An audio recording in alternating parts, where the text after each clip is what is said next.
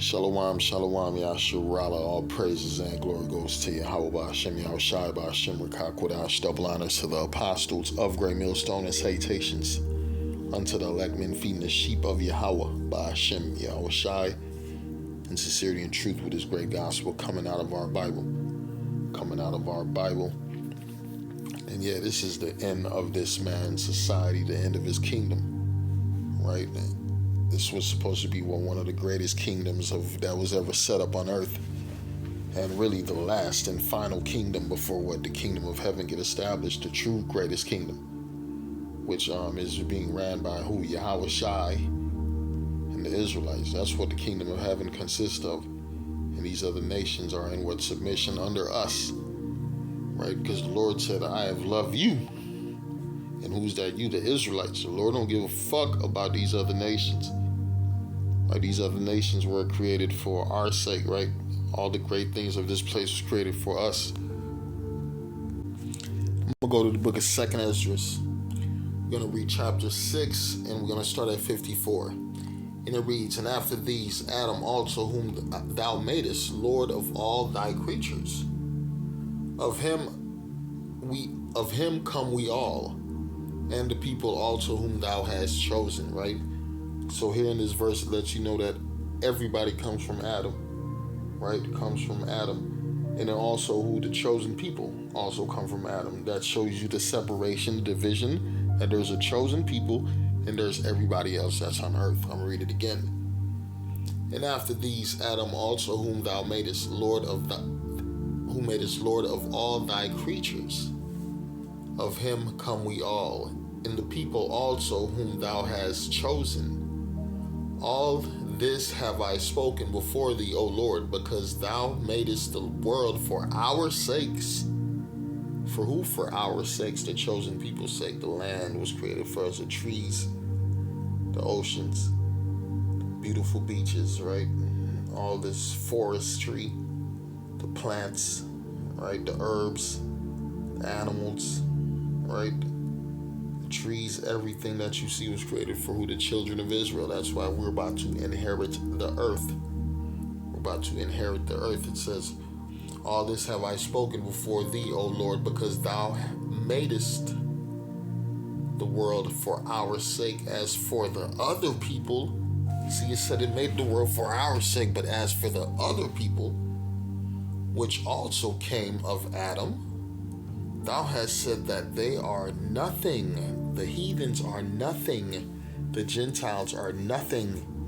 If you're not an Israelite, you are nothing, right? It says, "But be like unto what? Spittle, and has likened the abundance of them unto a drop that falleth from a vessel.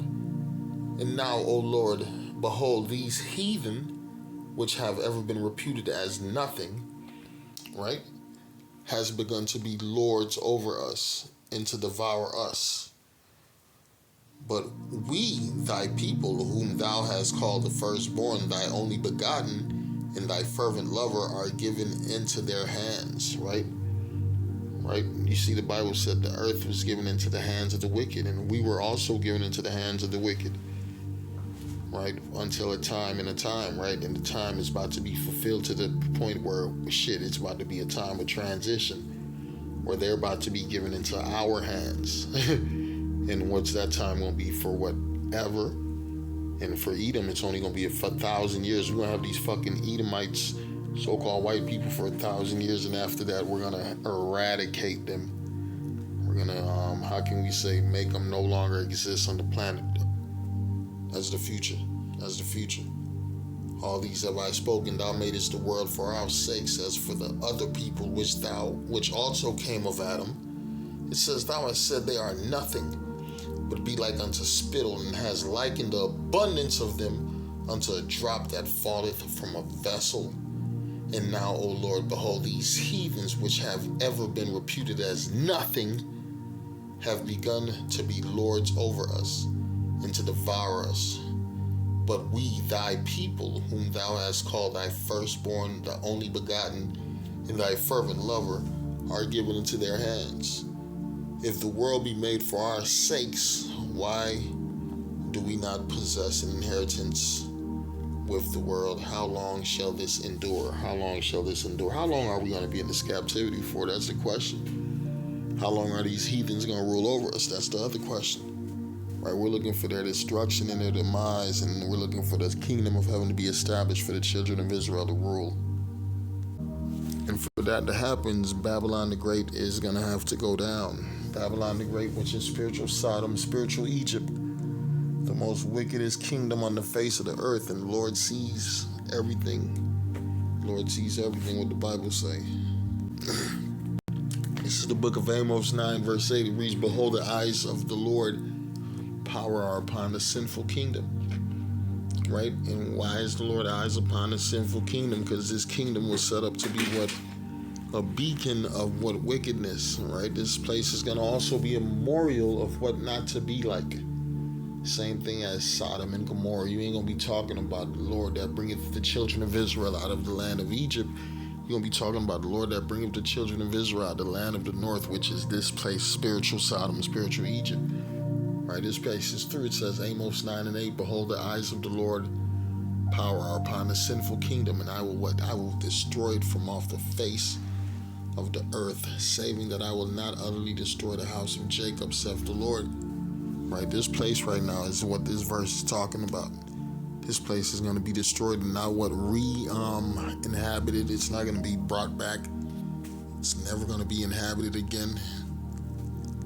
It ain't gonna be a fucking structure left, right? That you're gonna be like, oh, that's DC, Washington, D.C. That's New York City right there. No, that's California. You ain't gonna know what the fuck. It's just gonna be a fucking desert. After a long time of it being on fire. Right? I'm gonna read the book of Second Chronicles. On side 16 and 9, it says, "For the eyes of the Lord run to and fro throughout the whole earth, to show himself strong in the behalf of them whose heart is perfect towards him." Right, so the Lord's going to bring this judgment for who? The children of Israel. It says the cries of the saints have reached up unto the Lord. Right, the Lord hear our cries, so the Lord's going to bring judgment on this fucking place. I'm reading again, "For the eyes of the Lord run to and fro throughout the whole earth, to show himself strong in the behalf of them whose heart is perfect towards him. Herein thou hast done foolishly, therefore from henceforth thou shalt have wars." Right? All hell about to break loose. And we looking forward to that, right? Proverbs 15 and 3, "The eyes of the Lord are in every place, beholding evil and good." And Babylon the Great has a history of doing what? Evils, right? Of doing evils. And what they're going to have to be judged for the evils that they have done, right? The land is defiled with what? Blood. The land cannot be cleansed except by what? The blood of them that sheddeth the blood, right? So the Lord's gonna murk the motherfucking Edomites of Babylon the Great and the 2/3 and the heathens that are here with him. 1 Peter 3 and 12, "For the eyes of the Lord are over the righteous, and his ears are open unto their prayers, but the face of the Lord is against them that do evil." Right? That's why the Lord's gonna kill so many fucking people in America, because it's a lot of evil, wicked fucking motherfuckers over here in this place. Right?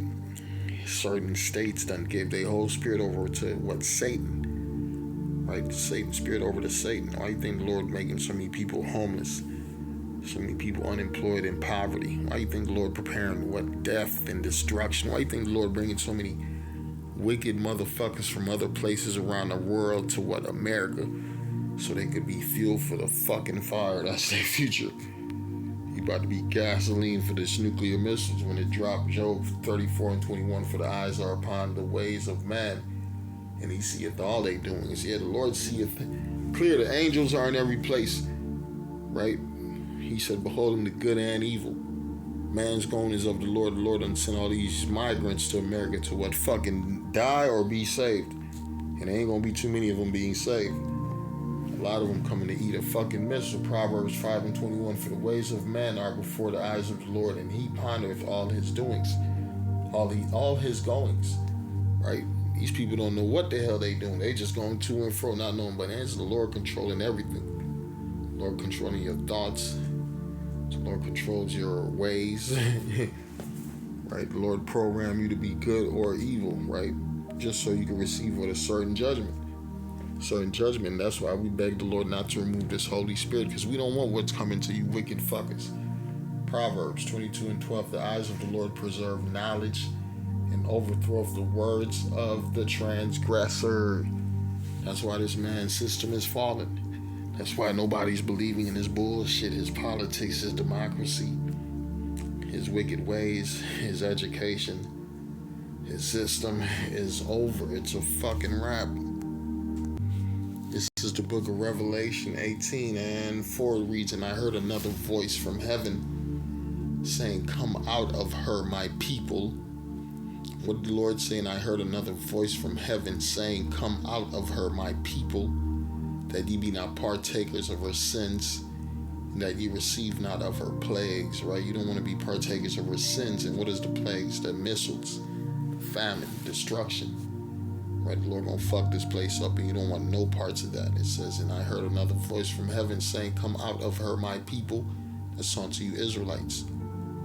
Talking to the elect of the Israelites, that ye be not partakers of her sins, and that ye receive not of her plagues. For what? For her sins have reached unto heaven, and the Most High have remembered her iniquities, all the motherfucking wickedness she have done. Reward her even as she have rewarded you, and double unto her double according to her works. In the cup which she have filled to her double. How much she glorified herself and lived deliciously, so much torment and sorrow give her. For she saith in her heart, I sit as a queen and am no widow, and shall see no sorrow. Man, that's the spirit of Babylon the Great. They feel untouchable. What the Lord say in verse 8, therefore shall her plagues come in one day, death and mourning and famine. What's coming to America? What's coming to America? Spiritual Sodom, spiritual Egypt. Therefore shall her plagues come in one day, death and mourning and famine, and she shall be utterly burned with fire. What's she gonna be utterly burned with? With fire. We keep fucking telling you there ain't no hope in her future. America's about to be the modern day loser, goddamn it. Ain't gonna be no fucking healing, no restoration, no you can't mega make America great again. Yeah, the Lord's gonna make America great again by knocking this place off the map, right? The Lord's gonna make the earth great again by removing America from the equation. That is the future.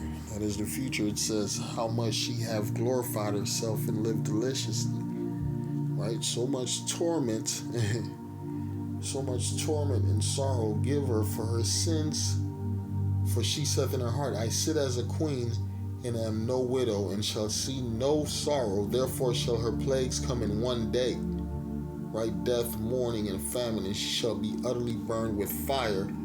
For strong is the Lord power with which judgeth her. Who judgeth her? And who's going to do these things to America? Yahweh, Ba'ashem, Yahweh, Shai, man.